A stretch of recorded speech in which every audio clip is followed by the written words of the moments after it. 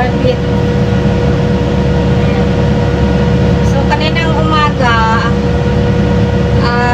nag-rotary ako. Pero nasira yung rotary kong isa. Kaya itong isang tractor ngayon ang ginagamit ko. So, uulan ng 3 araw guys. Kaya kailangan namin makapagtanim ng soybeans.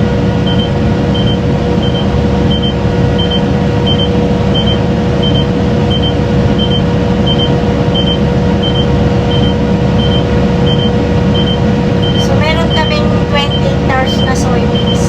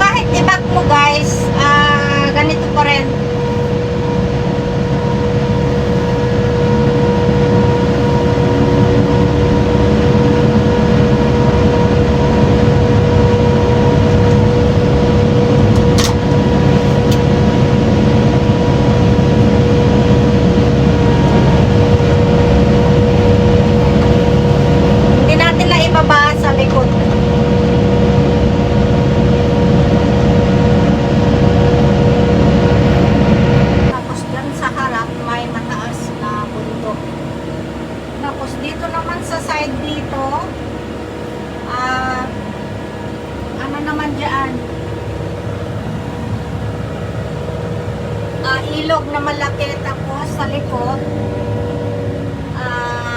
lake saka dagat, magkadugtong na lake saka dagat. So malamig dito sa lugar na to.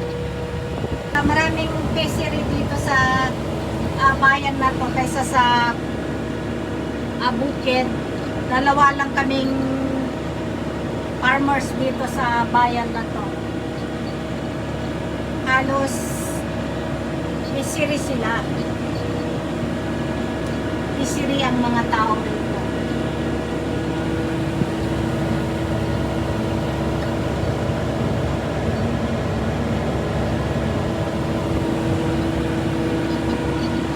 Tapos doon naman sa malaking building na yon,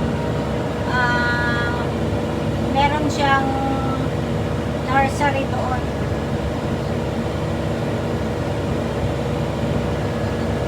Diyan ko dinadala yung mga anak ko nung maliit pa sila. Ayan, 6:30 na ng gabi.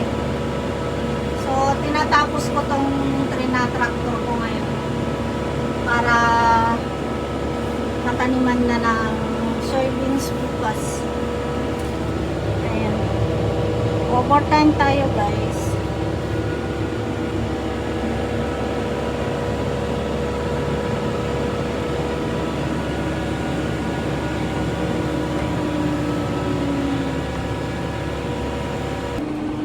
So yun guys, 7 ng gabi na ako natapos. Tapos, iwan ko na dito sa garage namin tong ginamit kong tractor. Tapos, ayan yung isa guys. So, dito natin iwan. At, ang gagamitin kong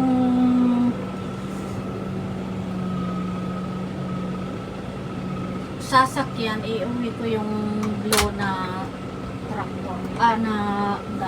Yun yung sasakyan ko uuwi. So, dito ko na lang guys ilagay itong tractor. Dito na lang sa labas.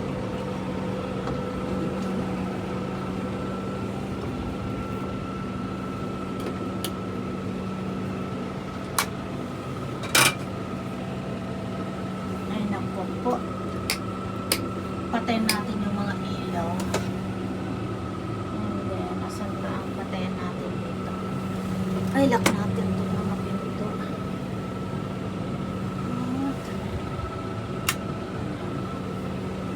Tapos ito, patayin din natin.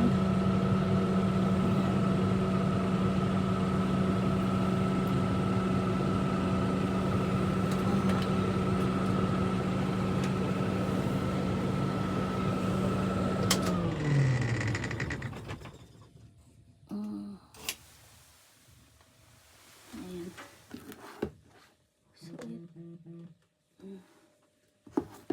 So, ito iwan na natin dyan. So, iwan na natin dito sa labas tong mga traktor. Ayan. Dito guys, sa malayong bukid namin to. May garage kami rito. Tapos, ayang dump na blue ang gagamitin kong uuwi.